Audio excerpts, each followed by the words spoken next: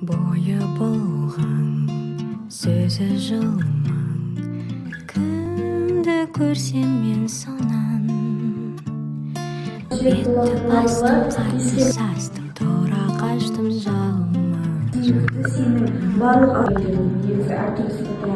яғни бақыттың өз ойында тұл бойында бәрі жоқ пендесі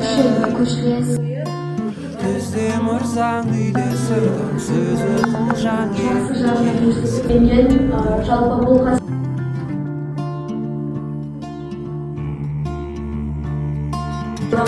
құрасы